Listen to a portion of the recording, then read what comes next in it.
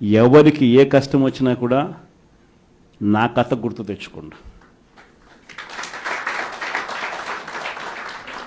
16 నెలలు నన్ను జైల్లో పెట్టినారు.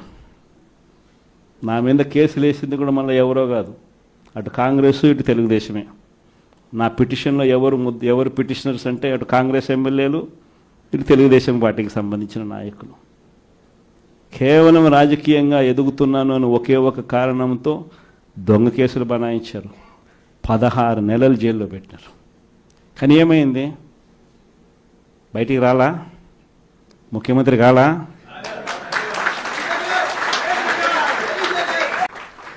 ప్రజలకు ఆ స్థాయిలో కేవలం 9 నెలల కాలంలోనే ఇంత దారుణంగా పడిపోయినాయి. ఇవన్నీ కూడా ఎందుకు నేను చెప్తా ఉన్నాను అని అంటే, ఈరోజు కష్టాలు అనేటివి వస్తాయి.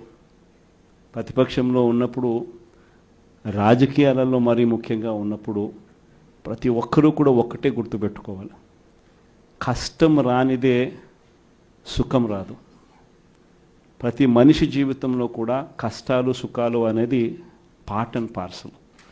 ప్రతిపక్షంలో ఉన్నప్పుడు మన కష్టాలు కనిపిస్తాయి, కానీ ఆ ప్రతిపక్షంలో ఉన్నప్పుడు ఆ కష్టాలలో వచ్చినప్పుడు మనం ఆ కష్టాలను ఎలా ఎదుర్కొంటాం అన్నది మనల్ని లీడర్లు చేస్తాయి.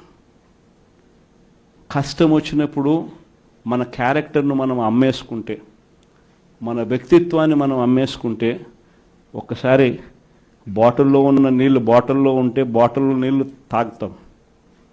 బాటిల్లో ఉన్న నీళ్ళు ఒక్కసారి ఇలా పడేసినామని అంటే భూమిలోకి పడిపోతాయి, మళ్ళీ ఏరుకోలేం. క్యారెక్టర్ కూడా అలాంటిదే.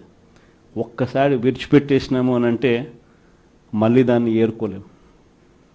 ప్రజల్లో చులకనవుతాం, ప్రజల్లో పలచనవుతాం. ఇది ప్రతి ఒక్కరూ కూడా గుర్తుపెట్టుకోండి. కష్టాలు అన్నటివి ఎల్లకాలం ఉండవు. ఎవరికి ఏ కష్టం వచ్చినా కూడా నా కథ గుర్తు తెచ్చుకోండి. 16 నెలలు నన్ను జైల్లో పెట్టినారు. నా మీద కేసులు వేసింది కూడా మళ్ళీ ఎవరో కాదు, అటు కాంగ్రెస్ ఇటు తెలుగుదేశమే. నా పిటిషన్లో ఎవరు పిటిషనర్స్ అంటే అటు కాంగ్రెస్ ఎమ్మెల్యేలు ఇటు తెలుగుదేశం పార్టీకి సంబంధించిన నాయకులు.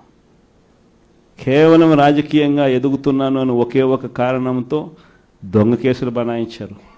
16 నెలలు జైల్లో పెట్టినారు. కానీ ఏమైంది? బయటికి రాలా?